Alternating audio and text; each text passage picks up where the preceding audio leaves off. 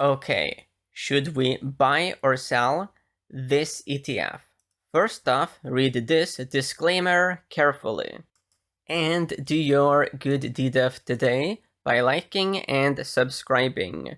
So here you see a long list of technology ETFs. It's been pretty bad because we are on average minus 39% away from the 52-week high. That is double the criteria of being in a bear market. So here is the ETF we will focus on, tech software. 1.45% away from the 52-week low, minus 36% away from the highs. So let's jump into the charts. So we start here with the weekly data points, and the interesting thing, if we go way back here, really do some historical study of this ETF, see this red 200-week moving average, very clean support level. Here it attracts the bulls. When we fall below it, things really get bad. So it's a big deal. I think you can see here. So let me just draw it in. Clear resistance, but when it becomes support, that is when you see the bulls really get into action. So let's look at it here. So this is in 2010. This is, after a very vicious bear market. And you can see here, the bulls were testing that moving average many, many times. But when it was finally confirmed, that is when the bulls really got big into this ETF. So it's a highly buyable moving average when it is support, very sellable when it is resistance. Here as well, 2016, we go down there, big buy, amazing opportunity to turn bullish. And now we have our current period. This is the present. And yes, we can see very clearly. This is now being tested as a support level. Based on the history of this moving average, it was very clear that it's a big deal. So my primary assumption is that the bulls, given this clean-ish support, that they will use it forward to form a low for this ETF. But as we have seen, if the bulls are not able to use this very important moving average as a level to bounce or form a long-term low, that is when the bears can really get vicious, as we just saw. Looking at the daily data points, then we are below all moving averages. That is bad. When we look here at these other indicators, looking here at the RSI as an example, we are at a very low level. If we go way back here, the vast majority of the times where we did test this low, it formed a low, meaning the bulls, they bought it, except for 2008, the global financial crisis. So let's look at this previous time where this low was tested, that is in the year 2000. So buying low RSI here, it did work out pretty darn well. Let's look at this, 2016. So let's go back. Buying this exact RSI level, it did eventually work out pretty darn well. And if you combined that with the 200-week moving average here, then it was very good. Also here, when we look at the PPOs, we are at levels that have a strong tendency to be bought. Looking at the daily data points, we see something similar-ish. So going here into the laboratory. So the reason why I have all of these numbers and notes written down is because I have recorded this video before, but I accidentally deleted it. So this is the second take, but that is why you see all of these numbers. Okay, so the key line in the sand is that we have 200 weekly moving average support and RSI support. So it sort of is like football.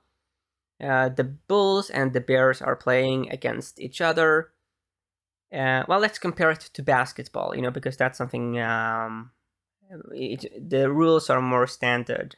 Okay, so imagine the Bulls and the Bears are playing basketball, and in this situation, one of the Bulls have been able to get hold of the ball. So the Bull is holding the ball, but what will that Bull do? Will that Bull be able to pass the ball to another Bull? Or will a bear just come swooping in and take the ball from the bull? So that is to be determined. But that is, but yeah. So the reason why I have a bullish lean here is simply because the bulls are currently holding the ball. The 200 weekly moving average is currently in play, and it is a bullish moving average when we are above it. So I give the bulls a 5. This is a very interesting opportunity for the bulls. The Bulls certainly have been very able to screw up many opportunities as of late. That is why we have to be very strict about these lines in the sand. Let's look at the fundamentals. So I am comparing the IGV, which has the title Expanded Tech Software Sector ETF. I mean, there seriously should be rules about the naming of ETFs. Very strict rules, because this is it's just messy. But this is not in any way the worst example. Okay, so I'm comparing it against the XLK, which is the classic technology sector ETF. So going here to performance, the IGV has massively underperformed the XLK. Beta is a bit lower, but price earnings is much higher, 50 versus 27.5. While you do get some yield, a meager 0.67% for holding the XLK, you get nothing for the IGV. And the people that look at fundamentals, they do like yield. 129 holdings versus 78, so both are rather diversified. Okay, so here you can see the market cap breakdown, a bit more balance here in the IGV. When we compare them here to the left and the right, we do see that there are some names that repeat between them. Adobe here and Adobe here as an example, Salesforce and Salesforce. So, yeah, I do end up with a score here of -2 on the fundamentals. The key thing about the fundamentals score is that, we need to sort of understand what motivates the people that look at fundamentals, and the things they look at and that determine whether they become bullish or bearish. That is, in this case, more in a bearish direction, meaning the fundamental people are less likely actually to get into this ETF. They are actually more likely to sell it. So let's look at relative performance. Weekly data points, 91% positive correlation with the S&P 500, 94% with XLI. The reason why I look at the consumer discretionary is because software like video games and like antivirus and stuff like that, it is more discretionary. So it's the kind of stuff you don't absolutely need, but it's nice to have. But it's a bit discretionary. Okay, so and we do see that there is a stronger correlation than with the S&P 500. In terms of the 10-year yield, we have minus 7%, and we do have 95% positive here. Actually, slightly stronger correlation, but not by much, with the XLK, the technology ETF. Looking at the daily data points, 68% here with the S&P 500, 81% with XLI, minus 78% with the 10-year yield, but we do see that historically we are at a very low end of that range. And then we have 67% here with the XLK.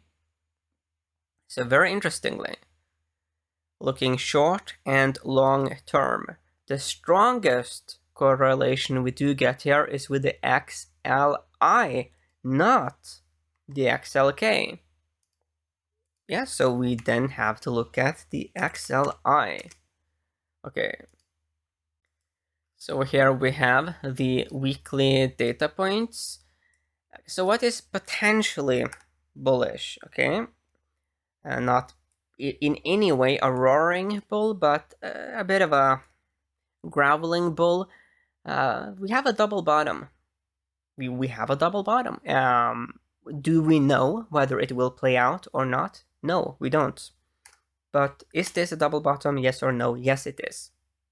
Now, so this is one of the, back to the basketball example. So now the Bulls, they have the ball. Okay, what do the Bulls do with this opportunity? They have a double bottom here, okay? They have the ball. That is when you are more likely to be able to score. You need to have the ball to throw it.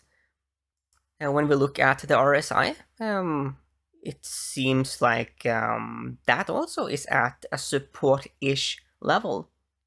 And also to an extent also the PPOs.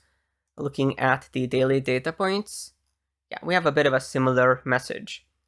Now the problem is that we have been a bit lower, well, rather lower actually if we go back in 2020.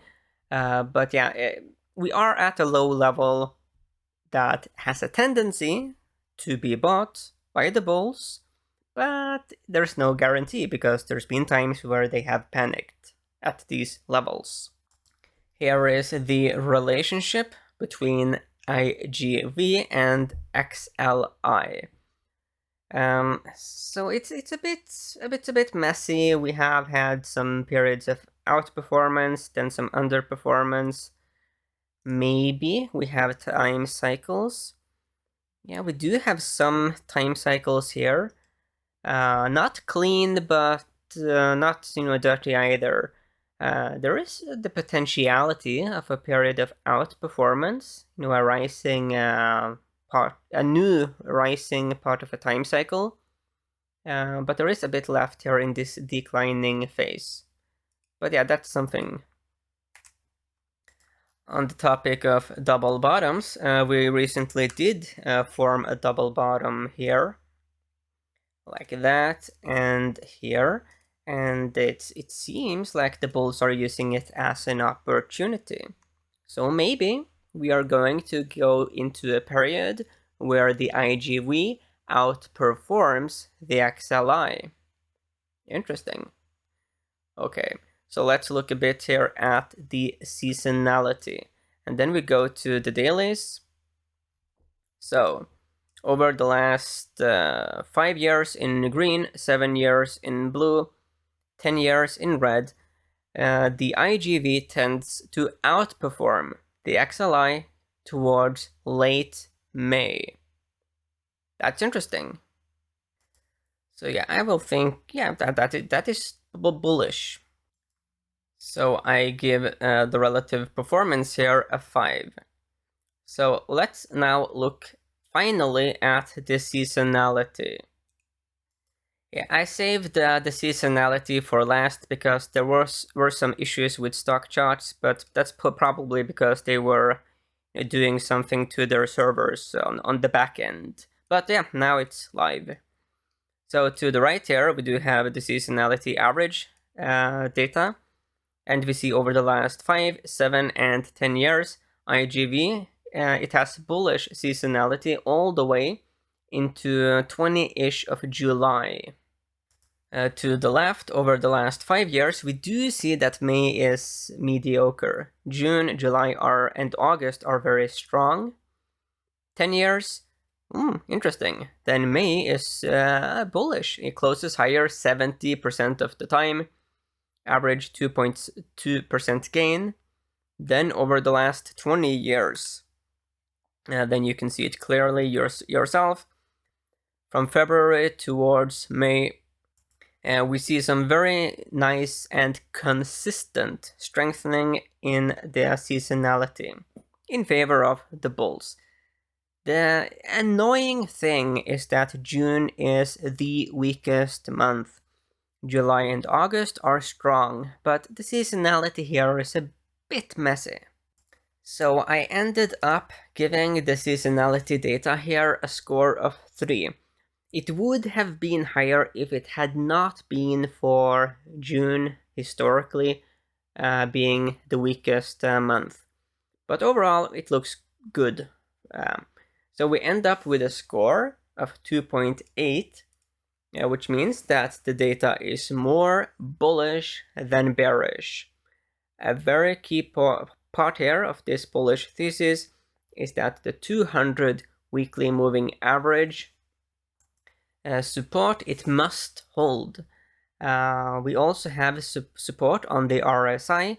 If we were to lose the 200 weekly moving average, that will be bad. We looked back, in the history of this ETF, and usually when we lose that moving average, that is when the bears go absolutely ballistic. So whatever you do, of course, you want to use stops and be as market neutral as you can in your overall portfolio. And of course, get VIP access.